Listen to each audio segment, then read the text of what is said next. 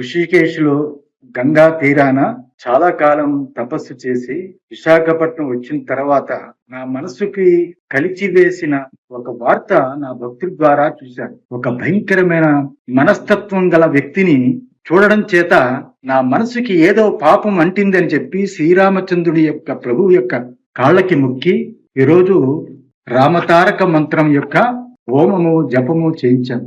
ఈ రావణుడు లాంటి వాడు, ఇలాంటి వ్యక్తులు మన సనాతన హైందవ ధర్మాన్ని పరిరక్షించే మన పురాణ గాథలు, ఒక రామాయణము, మహాభారతము, ఇటువంటి కావ్యాలు ఎన్నెన్నో సమాజానికి ఆదర్శప్రాయంగా ఉండే చరిత్రని వక్రీకరించి ఈ దుర్మార్గుడు వాటిని వక్రీకరించి సీతమ్మ వారి గురించి, శ్రీరామచంద్ర ప్రభువు గురించి అనేక నీచాతి నీచమైన మాట్లాడాడు.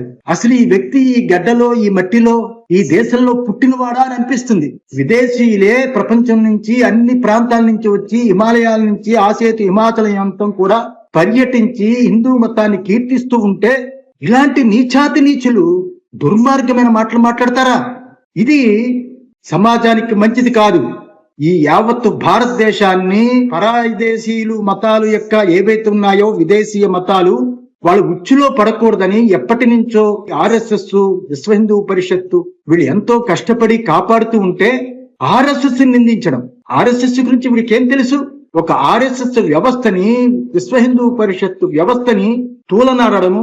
ఏ రోజైనా ఈ భారతదేశంలో హిందూ సమాజం బతికి ఉంది అంటే ఆర్ఎస్ఎస్, విశ్వ హిందూ పరిషత్తు, అలాగే అనేక మఠాలు, పీఠాలు, మాలాంటి విశాఖ శారదాపీఠం లాంటి మఠాలు, ఎన్నో సంస్థలు హిమాలయాల దగ్గర నుంచి కన్యాకుమారి వరకు హిందూ ధర్మాన్ని రక్షిస్తున్నాయి, హిందూ ధర్మం కాపాడుకుంటున్నాయి. హిందూ ధర్మాన్ని నమ్మి ఎంతో మంది హాయిగా ఆనందంగా జీవించే అద్భుతమైన దేశము మన భారతదేశం. ఇలాంటి పుణ్యభూమిలో పుట్టిన మహాకావ్యాలు రామాయణము, భారతము ఇత్యాదుల్ని, ఆ పాత్రల్ని వక్రీకరించి తప్పుగా చూపించడం చాలా దారుణాతి దారుణం. గవర్నమెంట్ దీని మీద సరి అయిన చర్యలు తీసుకుని చట్టం ద్వారా ఇతనికి శిక్ష వెయ్యాలి. ఇంకొక వ్యక్తి, ఇంకొక యువకుడు, ఇంకొక ఎవ్వరు కూడా మతం మీద, ఇంత ధర్మం మీద ఇటువంటి కూతలు కుయ్యకూడదు. ప్రతి ఒక్క యువకుడు, యువత, పెద్దలు అందరూ కూడా దీన్ని పూర్తి స్థాయిలో విభేదించాలి. ఎవ్వరు ఈ రకంగా విదేశీయులే ఇలా మాట్లాడని వాళ్ళు ఈ దేశంలో ఇలా పుడితే వాళ్ళకి బుద్ధి చెప్పాలి. నేను కోరుకుంటుంది ఏంటంటే ప్రత్యేకంగా గవర్నమెంట్ మాత్రము ఇతనికి సరియైన శిక్ష వేయించాలి.